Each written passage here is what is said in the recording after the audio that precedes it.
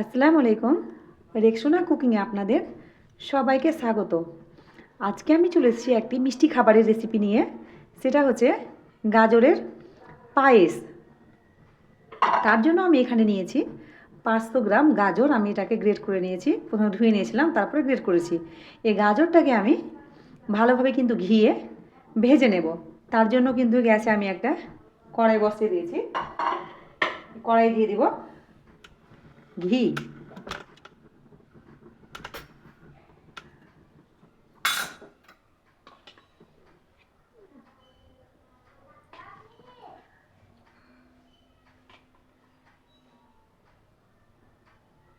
আমি 3 চামচ ঘি দিয়েছি এখানে।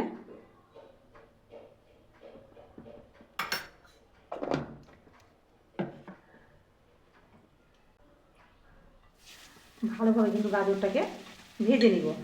গাজরের যেটা কাঁচা ফ্লেভার থাকে, সে ফ্লেভারটা যাতে না আসে তার জন্য। আরেকদিকে আমি 1 লিটার দুধ গরম করতে বসিয়ে দিয়েছি। আর এই গাজরের পায়েসটা করতে আমার লাগবে গোবিন্দভোগ চাল বা খাসা চাল। আমি এখানে 100 গ্রাম খাসা চাল বা গোবিন্দভোগ চাল নিয়েছি। ভালোভাবে ধুয়ে রেখে দিয়েছি চালটাকে।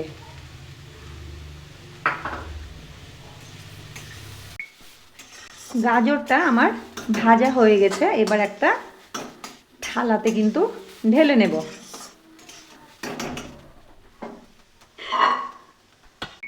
দুধটা প্রায় গরম হয়ে গেছে।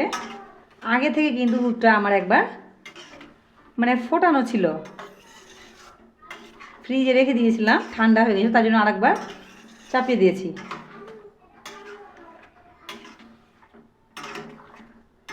এইবার এই দুধে দিয়ে দেব 3টে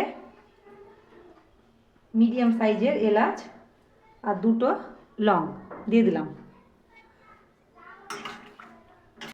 এইবারে ভেজে রাখা গাজরটা এর মধ্যে দিয়ে দিব। ভালোভাবে দুধের সঙ্গে মেশাবো। গাজরের সঙ্গে যখন দুধটা ভালোভাবে ফুটে আসবে, তখন কিন্তু এতে আমি দিয়ে দিব সেই গোবিন্দভোগ চালটা। গাজর এবং দুধ একসঙ্গে খুব ভালোভাবে ফুটছে, দেখতে পাচ্ছেন আপনারা। এবার এই সময় দিয়ে দিব সে ধুয়ে রাখা গোবিন্দভোগ চালটা। ভালোভাবে মেশাবো।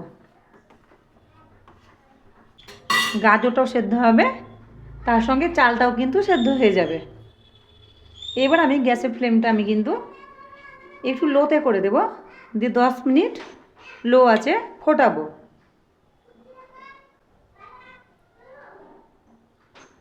লো করে দিলাম, ঢাকা দিয়ে দিলাম। 10 মিনিট পর ফিরে আসছি। 10 মিনিট বলেছিলাম, 15 মিনিট হয়ে গেল। 15 মিনিট পরে আমি কিন্তু এলাম, ঢাকাটা তুললাম। এই যে দেখতে পাচ্ছেন কতটা কিন্তু দুধটা টেনে নিয়েছে, বেশ অনেকটা কিন্তু ঘন হয়ে গেছে। গ্যাসের ফ্লেমটা কিন্তু এখনও লো আছে।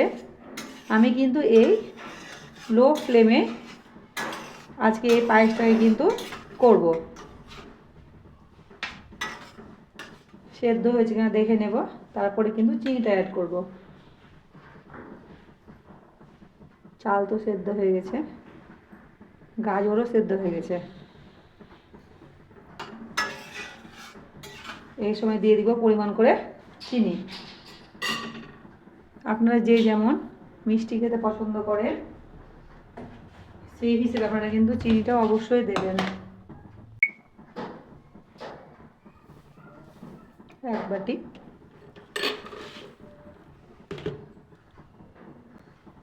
হাফ বাটি, টোটাল 1.5 বাটি চিনি দিলাম। আপনারা ইচ্ছা মতো কিন্তু আপনারা অবশ্যই দেবেন। চিনি দেওয়ার জন্য কিন্তু গাজরের পায়েসটা একটু পাতলা হয়ে যাবে, তার জন্য গ্যাসের ফ্লেমটা আমি কিন্তু একটু মিডিয়ামে করব 5 মিনিট মতো।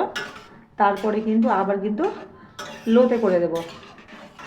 পানি ছাড়বে, চিনিটা গলে যাবে দিয়ে।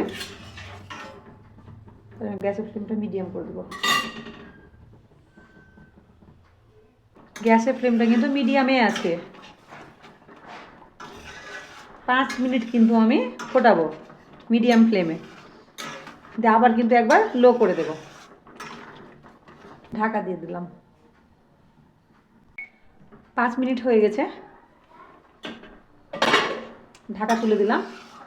বেশ অনেকটাই কিন্তু গাঢ় হয়ে গেছে। আর এখানে আমি কিন্তু গ্যাসের ফ্লেম আর লোতে করবো না, মানে যেহেতু পায়েসটা একদম রেডি হয়ে গেছে আমার, তার জন্য এবার কিন্তু গ্যাসের ফ্লেমটা আমি অফ করে ঢাকা দিয়ে কিন্তু রেখে দেব।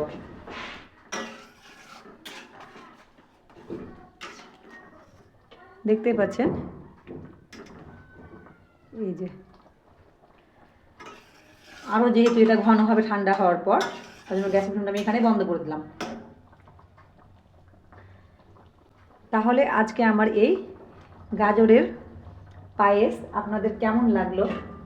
আপনারা হয়তো অনেকেই খেয়েছেন, তবে এইভাবে একবার বানাবেন, খুব ভালো লাগবে খেতে।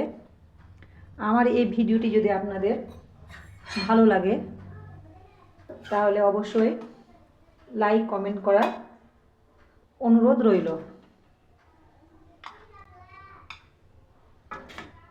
তুলে নিলাম একটা ছোট হাঁড়িতে।